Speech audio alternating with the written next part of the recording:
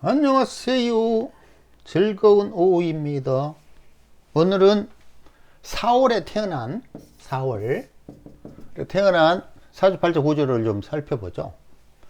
대부분 기존의 학습 방법이 오행생극, 십신생극이죠. 그죠? 십신생극은 잘 아시다시피 살인상생, 식신제살 이런 것들이잖아요. 그죠? 오행생극은 수생목, 수국화 이런 것들이에요. 그러니까 대부분이 일간을 위주로 격국, 왕세, 통근, 조후, 용신 이런 구조죠. 그러니까 오로지 일간을 기준으로 뭐죠 이게?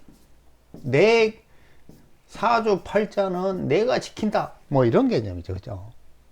근데 월지 시공이라는 월지를 중심으로 사주 구조를 분석하면 훨씬 깔끔해요. 이 분석하기가 훨씬 편하다는 겁니다. 그래서 시공론이라는 책으로 설명을 했었죠. 오래전에. 그러면 간단히 설명을 해볼게요. 이 월지 시공이 뭐냐 이거죠. 그 개념은 정확하게 그 달에, 예를 들어 4월에 무엇을 해야 하는가 이거예요. 그렇다면 그거를 분석하는 기준이 있어야 될 거 아니에요. 그렇죠? 이 기준은 지장간을 살피는 거예요.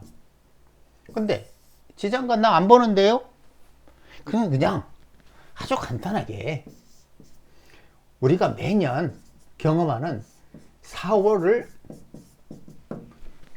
생각하면 돼요. 그러면 4월에는 가장 일반적인 게 뭐죠? 바로 꽃이 활짝 그죠? 피어납니다. 그러면 자연은 그 시기에 무엇을 원한다는 걸 쉽게 알 수 있잖아요. 그게 뭐죠? 절대로 수기가 많으면 안 돼. 태양이 내리쬐고 대기는 맑고 이래야 화려한 꽃을 피울 수 있어. 그것이 자연에서 원하는 목적이에요. 이것만 기억해도 간단하잖아요. 뭐라고? 다시 4월에는 절대로 수기가 강하면 좋지 않아. 왜냐? 꽃을 화려하게 피워야 하기 때문이야. 그럼 이 조건은 뭐다?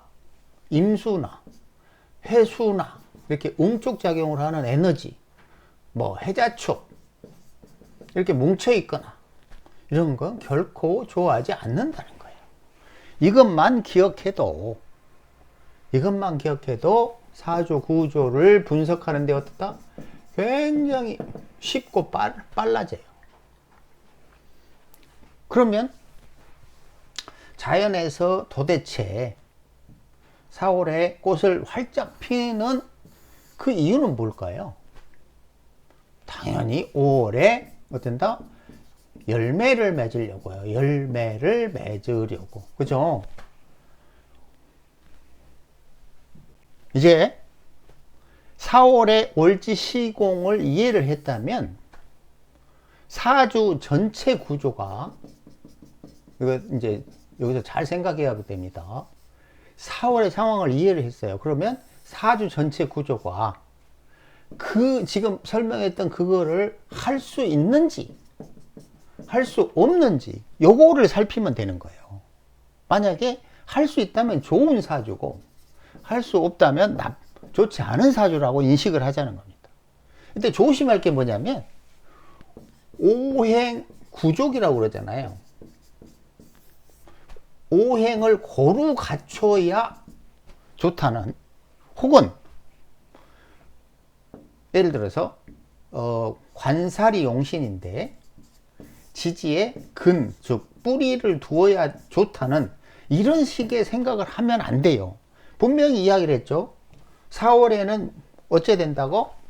수기가 특히 임해 이런 거가 있으면 안 좋고, 개수 이것이 약하게 있어야 좋다. 조건은 뭐라고? 약하게 있어야 된다는 거예요. 왜? 꽃을 피우려면 임계 이런 임해 이런 식으로 수기가 응축하는 에너지가 많아버리면 꽃을 못 핀다.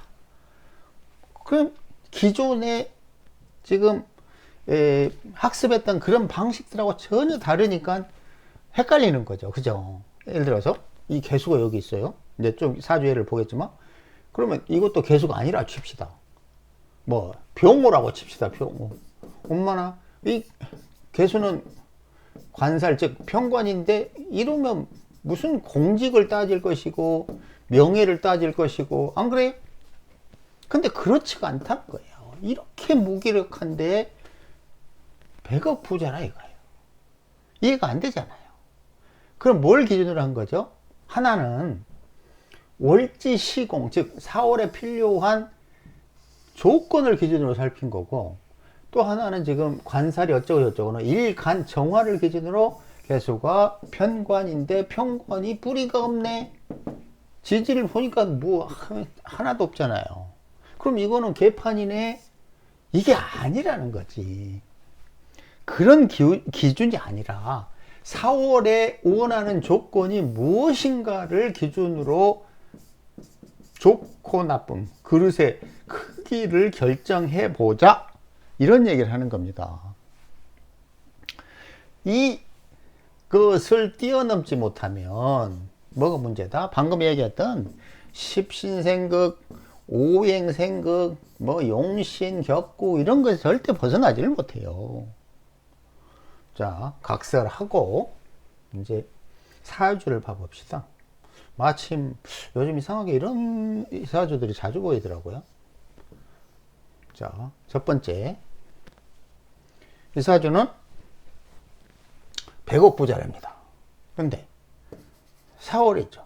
개수도 있고 개수도 있어요. 뭐가 없다? 임수가 없죠. 해수가 없죠. 그죠? 그리고 4월의 조건에 맞아요.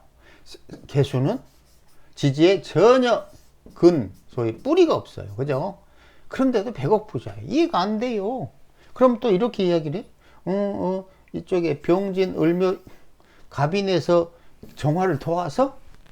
그러면 이쪽 개척 임자 신해에서도 그렇다고 그러는데, 그럼 뭐라고 할까요? 근데 다른 사주를 봅시다. 예를 들어서 이 사주는 그렇다 치고, 자, 이 사주는 좀 다르죠. 뭐가 다르죠? 일간을 제외하고요. 일간도 뭐 전혀 상관이 없지만, 자, 4월에 개수인데, 이 개수는 약해야 된다고 그랬는데 축토네. 이때는 이런 운들이 좋을까요? 그러니까 분명히 이야기했죠. 4월에는 개수가 약하게 이래야 되는데 개축임자 신해로 지나가면 힘들어지잖아요. 자, 이건 개그맨인데 요즘 안 나오죠. 리포터로 활동하다가. 자, 이 사주는, 야, 이건 더하죠. 그죠? 이건 재성이에요. 재성이라 말라 비틀에 생겼으니 째지게 가난해야 되잖아요. 그런데 성형 외과 개원 의사라고 하네. 이해가 안 갈 거 아니에요. 그렇죠? 아까는 정화 일간이었는데 지금 기토 일간입니다. 그런데 개수가 아이고 말라 비틀어지게 생겼어요. 근데 보니까 4월이네. 원래래. 왜 이렇게 좋지? 묘목이 4월을 이렇게 향해 오죠. 이거는 내가 내 재주를 활용해서 돈을 뭐한다? 일지에 축적한다. 이런 거요. 이제 또 다른 거 봅시다. 이건 토니 블레어예요. 토니 블레어. 옛날 영국 수상이죠. 원래 이것도 개수와 무기력하네. 자, 지지에 근이 전혀 없네. 그런데도 영국 수상을 했다고? 이해가 됩니까? 근데 월지 시공을 이해하면 아주 쉽죠. 자, 이 사주는 뭐냐면 정화인데 5월이에요. 5월인데 5월에는 반대로 임수가 필요하다고 그랬죠. 왜? 5월에 수렴해서 열매를 맺어야 되니까. 4월은 활짝 꽃을 피워야 된다고 그랬어요. 5월에는 오히려 개수가 아니라 임수가 필요하다고 했습니다. 분명히 그것도 어떻게 야흑에 어제 그런 했잖아. 이민, 갑진 이런 얘기 했었죠. 그죠? 근데 이민, 병호 이러면 임수가 지지에 전혀 뿌리를 두지 못한 증발하는 모양인데 아주 좋다고 그랬잖아요. 이런 거 말하는 겁니다. 근데 이 사주는 신중 임수가 있죠. 이 사주도 수백억 대 사업을 하는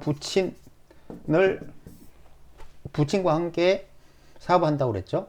그런데 뭐 거지같이 생겼는데 서울대 나왔다고 그랬잖아요. 서울대. 그러니까 너무너무 똑똑하고 주관이 뚜렷하고 이해가 안 가잖아. 이거 공급정지잖아. 이렇게 좀 만약에 오행 생각론으로 보면 그럼 뭐 또 이런 얘기 하겠지. 식상생재인데요. 그럼 좋아 보이냐고요. 그런데 매우 좋죠. 자, 마지막으로 하나만 더. 이 사주도 유사합니다. 이거 엄청 무기력하잖아요. 어? 이거 관성인데 좋다고 할 거예요? 나쁘다고 그럴 거예요? 지지에 근이 하나도 없는데요? 그런데도 대개 부사장으로 뭐 수십억 부를 축적했단 말이야.